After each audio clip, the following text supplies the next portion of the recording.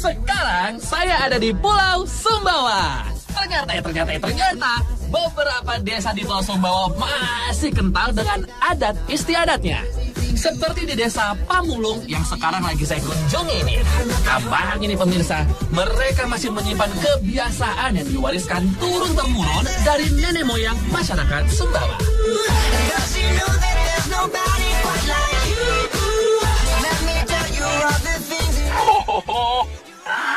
Keren banget deh. Waduh, ada kerbau dibariskan begitu. Deket yuk, come on.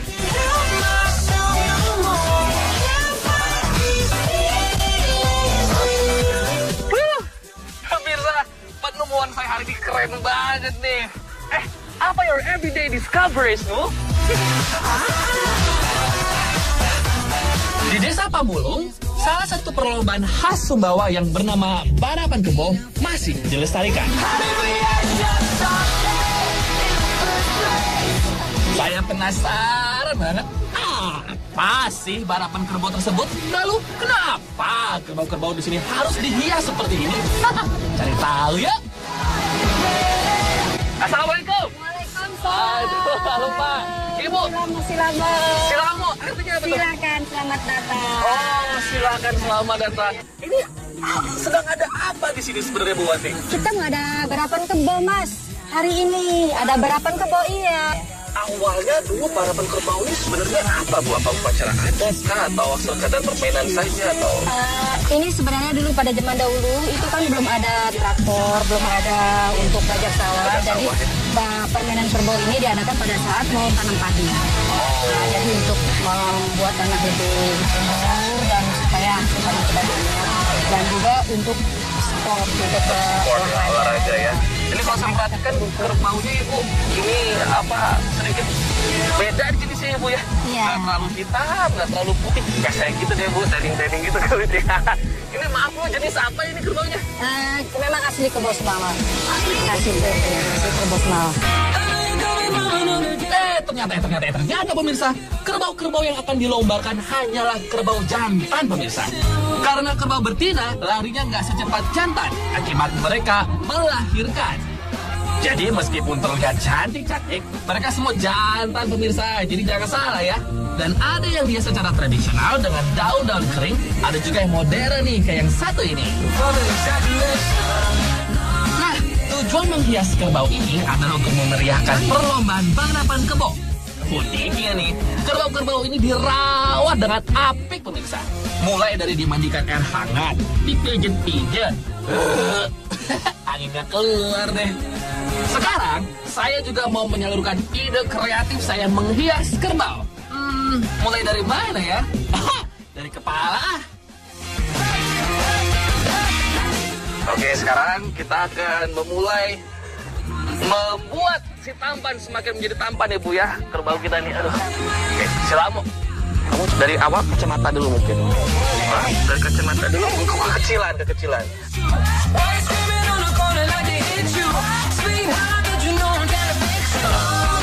Sama seperti karapan sapi di Madura, kerbau-kerbau ini nantinya juga akan berlomba secara berpasangan dengan seorang joki di tengah kerbau.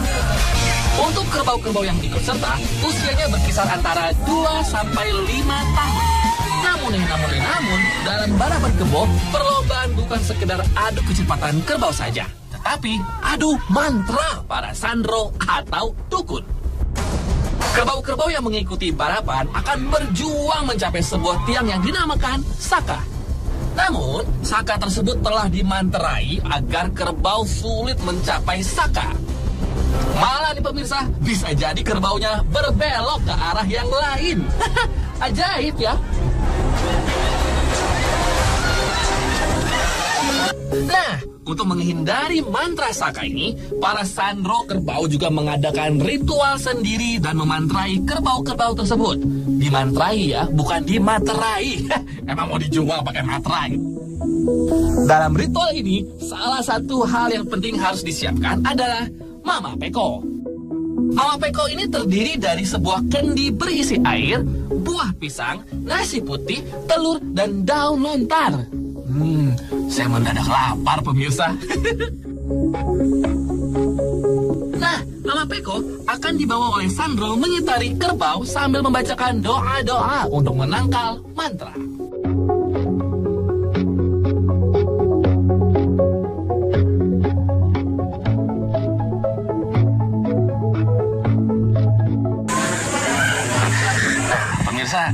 Jadi upacara seperti ini atau ritual seperti ini memang disarankan untuk dilakukan karena ini memang bertujuan untuk menolak bala atau kejadian yang tidak diinginkan, tidak hanya bagi joki yang akan menaiki kerbau dalam balapan kerbau ini, tetapi juga kerbaunya sendiri karena banyak sekali kejadian yang memang di luar dari nalar kita. Kerbau ada yang mendadak mati dan juga bisa mencelakai jokinya jika tidak dilakukan ritual seperti ini. Setelah menjalani ritual, kerbau-kerbau ini akan digiring ke arena balapan kerbau untuk pengenalan lapangan. Sementara, di lapangan, Sandro Saka juga sedang melakukan ritual pemasangan Saka dan memasukkan mantra yang akan menghalangi kerbau mendekati Saka.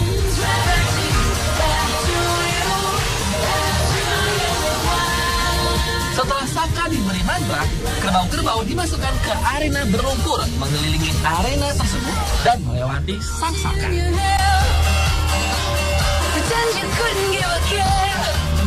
Nah, setelah itu, kerbau kembali ke seberang lapangan buat dipasangi noga, yaitu alat penyatu kedua kerbau. Oh ya, nggak hanya noga, tapi juga ada ini nih. Ini namanya kareng, tempat joki kerbau berdiri. Sekarang saya siap buat balapan kebo. Tapi sebelumnya, kursus kilat dulu sama Bu Wati.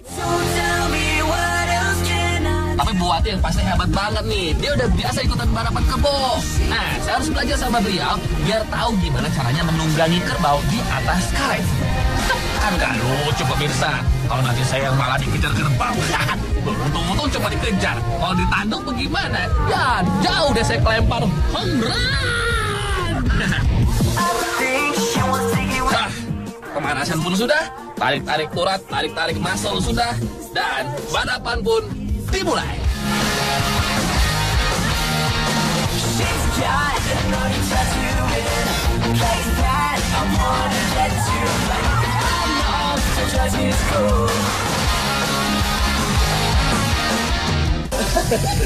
Pemirsa, sadar gak sih kalau di diri kita itu sebenarnya ada jiwa reporternya loh. Karena setiap hari kita pasti menemukan hal-hal yang menarik di sekitar kita. Nah, jangan disimpan sendiri doang. Share ke semua orang. Siapa tahu bisa menjadi inspirasi dan berguna buat orang lain. Jadi, apa your everyday discoveries-mu?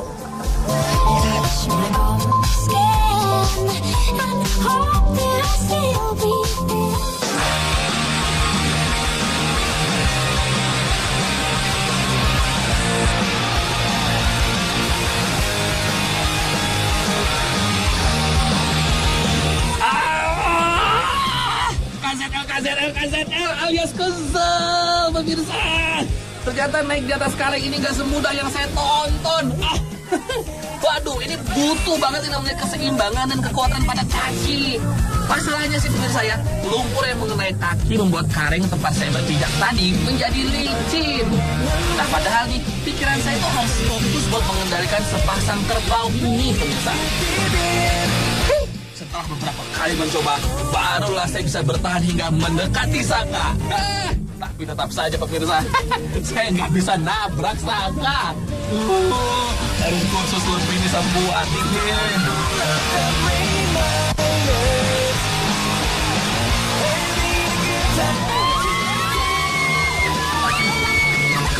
Halo pemirsa, Gimana, seru kan balapan kebo tadi yang saya lakukan? Hampir aja tuh tabrak sama saya, tapi nggak nyampe. Nah tadi nih, manajer saya udah saya mintain tolong untuk rekan saya tadi beraksi dalam balapan kebo. Dan saya nggak sabar pengen share ke semua orang yang ada di dunia dengan menguploadnya ke Microsite Simpati.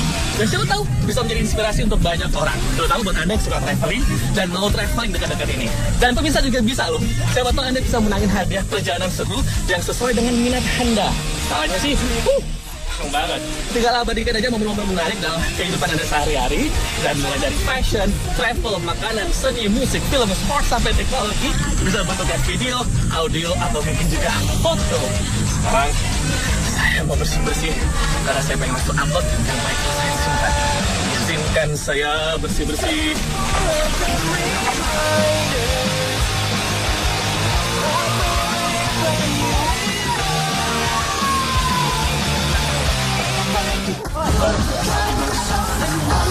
Dulu lah, saya pengen upload video tadi ke Microsite Simpati. Nah, begini caranya ikutan. Masuk ke telkomsel.com/youreverydayDiscoveries. Sign in di sana. Kemudian isi data yang diminta. Pilih deh salah satu dari 8 kategori yang ada. Lalu tuliskan judul cerita dan kisah inspiratif kamu. Lalu submit. Nah, selesai deh. Nah, kalau misalkan kamu pemirsa ingin tahu gimana yang udah submit di Your Everyday Discoveries, ini ada video terbaik dari pemenang mingguan untuk masing-masing kategori. Kiriman dari Agus Hong. Dia cerita soal nelayan di Ambon, Maluku yang mencari tempat buat naruh alat penangkap ikan yang namanya bubu. Berikutnya adalah temuan Ibnu Maksum di Techno Discoveries, sebuah game namanya Plague Inc. yang bisa nyebarin virus suatu penyakit. Dan si Ibnu menyebarkan virus jomblo di game ini.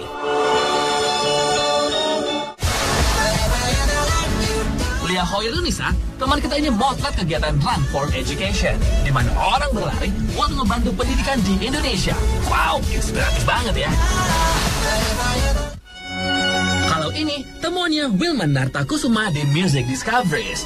Di Flores, dia nemuin sebuah alat musik gabungan antara gitar sama bass, tapi mainnya digesek dan hanya ada satu senar. Ini temuan Adot Adinata di Movie Discoveries, film berjudul Annie Hall yang dibintangi Woody Allen, dan film ini berhasil meraih Piala Oscar untuk kategori Best Picture pada tahun 1977. Dan menurut Adinata, film ini adalah inti dari semua film cinta. Food Discoveries kiriman dari Yanuar Satya ini bercerita tentang Kipo, makanan khas kota gede Yogyakarta yang terbuat dari tepung ketan berisi gula. Tahu gak sih singkatan dari Kipo? Ternyata Hiki Opo. Ini tips liburan dengan budget ringan tapi tetap stylish dari Desi Cahyaning Tias di Fashion Discoveries. Dia bilang gak perlu bawa baju banyak, yang penting bisa mix and match, hemat bagasi, dan gak kelihatan bajunya gitu-gitu aja. Kiriman dari Reben Sasko Batiar ini sebenarnya kamar di Hotel Piman Fun One di Hua Hin, Thailand. Desainnya mirip banget bangunan pemukiman warga Thailand di tahun 70-an. Retro banget. Wah, keren-keren dan inspiratif banget ya. Selamat untuk para pemenang mingguan Simpati Your Everyday Discoveries.